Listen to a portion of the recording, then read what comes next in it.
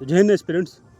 देखो मेरे भाई, बहुत सारे कमेंट बॉक्स में डाउट्स है आपके, ठीक है ना। तो वो मैं वीडियो के माध्यम से क्लियर कर देता हूँ, ठीक है। जो आपके दिमाग में क्वेश्चन आ रहा होगा सभी का मैं निपटारा करूँगा, बस अंत तक देखना, ठीक है ना। ज़्यादा लंबी वीडियो नहीं होगी, अब पता नहीं कितनी होगी, बट ज़्यादा लंबी नहीं होगी, ठीक है। अभी मैं फील्ड पे सोचा कि आपका डाउट क्लियर कर देते हैं। अब देखो, थंबनेल वंबनेल नहीं बना पाऊँगा, ठीक है, टाइम बहुत कम है, बिकॉज यू नो एसएसबी बहुत नज़दीक है मेरे भाई।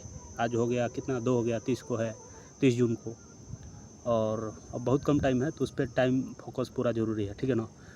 देखो, पहला डाउट ये है कि आप लोगों में से काफ़ी मेरे भाई बहन ये पूछ रहे थे कि भैया फॉर्म 11th में भरे या ना भरे। तो देखो मेरे भाई, मैं बोलूँगा पर्सनली, मैं तो 11th में दिया था 2022 में, पहला अपना एनडीए का पहला अटेम्प्ट दिया था 2022 में, एनडीए का 11th क्लास में था, ठीक है।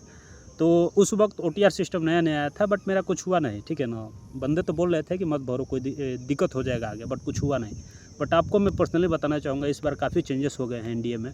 फॉर्म फिल करने में भी 1-2 घंटा लग जा रहा है, और मोबाइल से तो फिल हो ही नहीं रहा है, ठीक है ना। तो आप 11th में अगर हो तो मत भरो, ठीक है। अपने बड़े भाई का कहना मानो, हो सकता है आगे बहुत दिक्कत हो जाए, ठीक है ना, क्योंकि इस बार काफ़ी चेंजेस है, ठीक है। और 12th अपियरिंग वाले हो, वो कितने बोल रहे थे कि भैया 12th का मार्कशीट नहीं अभी जारी हुआ है, क्या करें। अपियरिंग में भरोगे ना तो नहीं मांगेगा, ठीक है ना। जो पास आउट हुए हैं, अपियरिंग 2 को पूछता है option, 12th past, appearing past करोगे तभी मांगेगा 12th का मार्कशीट, ठीक है। और सीबीएसई का तो एक ही होता है, सीबीएसई वालों का मार्कशीट और सर्टिफिकेट एक ही होता है, बाकी स्टेट बोर्ड वालों का हो सकता है अलग अलग। तो ये हो गई बात, 11th वाले फॉर्म मत भरना, ठीक है ना। अब बात करें, आप बोलोगे कि तब एक्सपीरियंस कैसे मिलेगा, तो एक्सपीरियंस यार प्रीवियस ईयर सॉल्व करो ना, एक्सपीरियंस मिल जाएगा, ठीक है ना। काहे लिए मतलब जीवन से रिस्क लेना है, तो ये मत करना गलती। और बात करें, अगला डाउट ये है कि फॉर्म फिल नहीं हो पा रहा है। अच्छा, आप बताइए कि कैसे फॉर्म फिल करें। तो देखो मेरे भाई, इसका लंबा प्रोसेस है, ठीक है ना।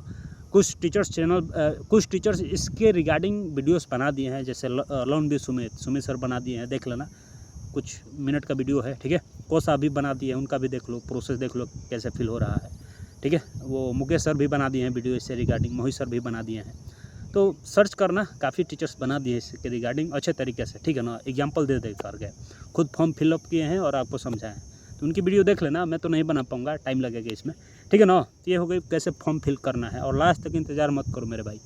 17 तारीख लास्ट डेट है, ठीक है ना। इंतज़ार मत करो लास्ट तक, काफ़ी सर्वर बिजी हो जाता है उस टाइम, ठीक है ना। और इस बात तो एनडीए बोल दिया है कि अगर जो पहले फॉर्म भर देगा, हो सकता है कि पहला प्रेफरेंस, यानी कि जो सिटी पहला प्रेफरेंस में डालेगा उसको मिल जाए, ठीक है ना। लेट करोगे तो हो सकता है कि पहला मान लो प्रेफरेंस में कोई सिटी डाले हो और दूसरा डाले हो, दूसरा आपको मिल जाए। तो कोशिश करना है कि जल्दी फॉर्म फिलअप हो जाए अच्छे तरीके से, ठीक है ना। अब देखो, तीसरा डाउट था कि वो वाला एक ओबीसी वाले जो होंगे, ठीक है ना, ओबीसी ईडब्ल्यूएस वाले। जनरल वालों का तो सर्टिफिकेट नहीं मांगता है, बट ओबीसी ईडब्ल्यूएस वालों का सर्टिफिकेट मांगता है। वो पूछ रहे थे कि सेंट्रल वाला चाहिए कि स्टेट वाला चाहिए, तो सेंट्रल वाला लेना, ठीक है ना, ज़रूरी है सेंट्रल वाला। स्टेट वाला मैं एक बार फिल किया था, शायद 1-2 साल पहले स्टेट वाला डाला था, फिर भी एडमिट कार्ड मेरा आ गया था। बट मैं आपको हाईली रिकमेंड करूँगा कि स्टेट वाला ज़रूर करना है, स्टेट वाला सही रहेगा, ठीक है ना। और बात करें, कई बोलेंगे कि भैया मेरा पुराना वाला है, कितने साल का होना चाहिए, तो 1 साल का होना चाहिए, कम से कम 1 साल, ठीक है ना। 1 साल का एक्सेप्ट हो जाएगा आराम से। अगर नहीं होगा तो बनवा लो यार, अभी टाइम है, 3-4 दिन में बन के आ जाता है, ठीक है ना। ये हो गई कि कास्ट सर्टिफिकेट कैसे डालें। और बात करें, देखो कास्ट सर्टिफिकेट डालो या ना डालो कोई फ़र्क नहीं पड़ता है, एनडीए में रिजर्वेशन नहीं है, ठीक है ना। एनडीए में रिजर्वेशन नहीं है, वो ऐसे ही मांगता है कि आगे प्रमोशन में थोड़ा जल्दबाजी, थोड़ा प्रमोशन जल्दी मिलता है ओबीसी वालों को, ठीक है, और ईडब्ल्यूएस वालों को, बस और कोई दिक्कत नहीं है। जनरल से भी फॉर्म भरोगे तो कोई दिक्कत ना है। ये बात होगी, ये सर्टिफिकेट कैसे ये करें, ठीक है। अब आपका क्वेश्चन था क्या, कमेंट बॉक्स में था आपका क्वेश्चन, और क्या था भाई, हाँ, मेरे बारे में पूछ रहे थे भाई कि कितने, पूछ रहे थे कि how many attempt have you given till now. तो I have given 5 attempts of NDA, ठीक है ना, in which 4 times qualified, 1 time failed, and I was failed in NDA 1 2024 that was held in 21 April, ठीक है ना, उसी में fail हुआ था। बाकी यही बार दिया हूँ, क्रैक हुआ है, इस बार भी हुआ है। और इस बार सेंटर डेट सेलेक्ट कर लिया हूँ, मैसूर में 30 तारीख को, ठीक है ना, 30 जून को मैसूर में है। और वही है कि स्किन आउट हो जाता हूँ हर बार, इस बार देखो क्या होता है। इस बार जम के तैयारी है, और आशा है, भगवान की कृपा है, अगर किस्मत साथ दिया तो वहीं रिकमेंड हो जाऊँगा, ठीक है ना। बट देखो यार, अब भविष्य का कोई जान नहीं सकता है, हमारे हाथ में मेहनत जो कि हम लोग कर रहे हैं, ठीक है, और यही करना चाहिए। चलो यार, ये सब चीज़ें हो गई। और क्वेश्चन था कि हाँ, और पूछ रहे थे कि कौन कौन एग्जाम है। तो देखो यार, ये कोस्ट गार्ड का भी है मेरा। कोस्ट गार्ड के 11 जून को है भुवनेश्वर में फिजिकल। आज ही एडमिट कार्ड आ गया, फेज़ 2 का एडमिट कार्ड आ गया। कुछ स्कूल का नाम दिया है, ठीक है ना, अभी अच्छा से पढ़ा ना हूँ। तो 11 को है। अब मैं जाऊँगा देने, ठीक है ना, फेज़ 2 देने जाऊँगा, बिकॉज पेरेंट थोड़ा प्रेशर है। ऐसे तो मरना है, बट वही है यार, पेरेंट्स से बढ़ के कोई थोड़ी है। पापा बोलने की जाना है तुमको, पैसे भी। ये हो गई। और बात करें, और क्वेश्चन आपका क्या था? हाँ, एक और क्वेश्चन था मेरे भाई। देखो, मैं अपने बारे, ये आपके बारे में बता दूँ।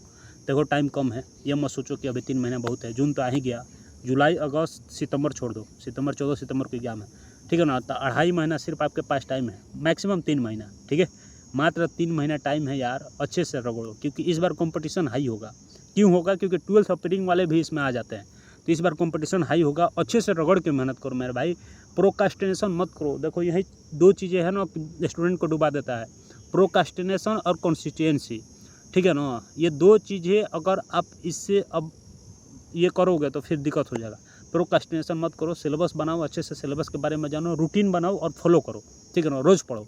अब काफ़ी बंदे ऐसे होंगे जो कि 12th अपीयरिंग वाले होंगे, तो देखो यार, 12th अपीयरिंग वाले हो, स्कूल पढ़ो, कोई दिक्कत ना है। आप अलग से एनडीए का कम से कम 4 घंटा निकालो, ठीक है ना। देखो, आप स्कूल पढ़ रहे होगे तो आपका पीसीएम तो अच्छा हो ही रहा होगा, फिजिक्स, केमिस्ट्री, मैथमेटिक्स तो टीचर्स बता ही रहे होंगे, बट आप मैथमेटिक्स का अलग से कम 2 घंटा रोज़ प्रैक्टिस करो, ठीक है ना। स्कूल के अलावा घर पे आप 2 घंटा मैथमेटिक्स, एनडीए मैथमेटिक्स का अलग से प्रैक्टिस करो, ठीक है। और बात करें जीके जीएस की, तो जीके जीएस ज़्यादा नहीं है यार, 10th तक आप पढ़े हो ना, साइंस 10th तक पढ़े हो, काफ़ी है। अब देखो, काफ़ी बंदे पीसीएम वाले होते हैं, तो उनके लिए मैं बात बताना चाहूँगा कि आपको ज्योग्राफी, हिस्ट्री का अलग से ज़्यादा कुछ दिक्कत नहीं है। आप 1 शॉट लेक्चर देख लोगे ना। कुछ टॉपिक्स है, जैसे ज्योग्राफी में कुछ टॉपिक्स है, जैसे लैंडफॉर्म्स हो गया, ठीक है, यूनिवर्स हो गया, इंडिया के बारे में हो गया, ठीक है ना। तो ये सब कुछ टॉपिक्स है जो कि रिपीटेड क्वेश्चन इससे हर साल आते हैं। और हिस्ट्री में भी कुछ टॉपिक्स है, ठीक है ना, जैसे प्री हिस्ट्री हो गया, गांधीयन एरा हो गया, ठीक है, मॉडर्न हिस्ट्री से काफ़ी क्वेश्चन आ जाते हैं।